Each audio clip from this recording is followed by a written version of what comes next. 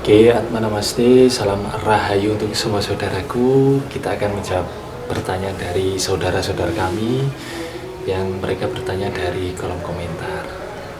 Sebelum kami jawab, kami ingatkan lagi agar siapapun yang mendengarkan ini untuk terus berpikir terbuka namun kritis. Dengan begitu, kamu akan jauh lebih dimudahkan dalam memahami apa yang kami sampaikan, ataupun jauh lebih dimudahkan dalam memahami apa-apa yang menjadi realitas dari semesta.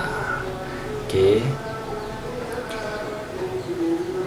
Gini, ada yang bertanya begini. Assalamualaikum warahmatullahi wabarakatuh. Waalaikumsalam warahmatullahi wabarakatuh. Salam rahayu, rahayu, rahayu. Mau nanya ini mas, tadi malam saya bermimpi ketemu sama Pak Soekarno dan menyalami saya, kemudian saya cium tangannya. Apa makna dari mimpi itu ya mas? Terima kasih, rahayu, rahayu, rahayu. Oke, ada saudara kami bertanya tentang mimpi beliau yang bertemu sama Bapak Soekarno almarhum, kemudian beliaunya mencium tangan dari Bapak Soekarno. Maknanya apa kira-kira? Sebenarnya kami tidak cukup mempelajari tentang ilmu mimpi, cuma yang kami pahami begini, dan ini kiranya bisa memberikan inspirasi. Sebelum untuk memaknai sebuah mimpi, perlu untuk diteliti lagi bahwa mimpi itu belum tentu tepat. Karena itu paling tidak dilihat dari 3 hal untuk menentukan mimpi ini kira-kira tepat atau tidak, atau hanya bunga tidur. Pertama itu dari orang yang bermimpi itu siapa. Yang kedua itu di mana dia tidur atau di mana dia itu bermimpi.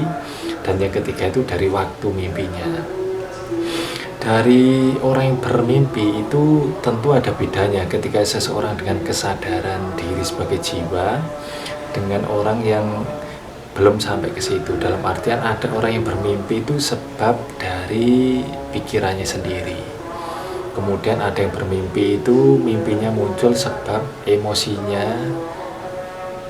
sebelum beliaunya bermimpi. Ada juga sebab keinginan dari orang yang bersangkutan untuk misalkan bertemu dengan seseorang. Nah, itu bisa untuk menjadikan mimpi. Jadi pertama adalah siapa yang bermimpi itu menentukan. Seseorang dengan tingkat spiritual yang cukup baik, ataupun misalkan seorang wali, ketika bermimpi itu mimpinya akan potensi tepatnya akan sangat tinggi dibandingkan orang biasa yang masih terpengaruh ataupun mengidentifikasi dirinya sebagai pikiran ataupun sebagai emosi, sebagai perasaan ataupun sebagai keinginan. Nah, itu pertama. Kemudian yang kedua terkait dengan tempat di mana seseorang itu bermimpi juga mempengaruhi, sebab tempat-tempat tertentu misalkan medan energinya itu tidak stabil, itu berpotensi membuat mimpinya itu juga kurang tepat. Itu nanti juga akan mempengaruhi, di mana misalkan mimpinya ini misalkan di tempat-tempat yang kurang baik atau energi kotornya itu cukup banyak, itu akan mempengaruhi juga. Kemudian yang ketiga dari waktu mimpi itu juga mempengaruhi. Ada yang mengatakan bahwa mimpi yang potensinya itu tepat atau benar itu sekitar jam 2 pagi sampai jam 4. Kemudian jam 12 sampai jam 2 itu kurang tepat, apalagi yang jam 10 sampai jam 12. Ada yang mengatakan seperti itu, dan itu sebenarnya juga nanti berkaitan dengan alam bawah sadar manusia ataupun kondisi dari mental seseorang yang bermimpi itu. Jadi perhatikan lagi terkait dengan siapa yang bermimpi, kemudian di mana dia bermimpi, dan juga tentang waktu kapan dia bermimpi. Nah, itu yang perlu difahami dulu. Terus kemudian terkait dengan mimpi yang saudara kami tanyakan ini, kalau menurut kami pertama, intinya ambil sisi positifnya.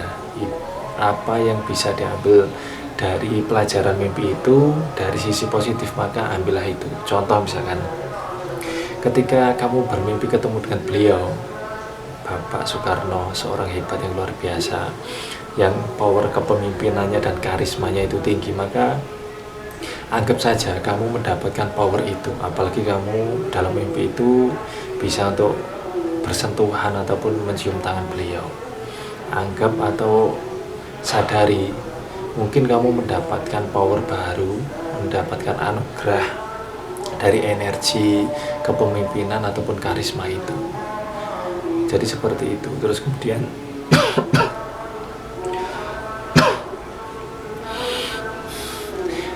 gini, ketika sudah mengambil sisi positifnya itu, maka kembali lagi jangan terlalu untuk mensakralkan mimpi itu, tapi lebih pada ke fahami garis besarnya tentang mekanisme semesta ini, tentang mimpi itu apa sebenarnya. Terus kemudian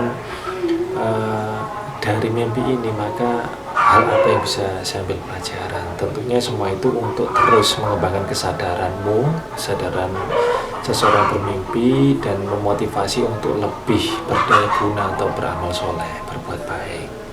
Itu jawaban dari kami, kiranya dapat memberikanmu inspirasi. Oke, Atma Namaste, dan terima kasih untuk saudaraku yang sudah bertanya.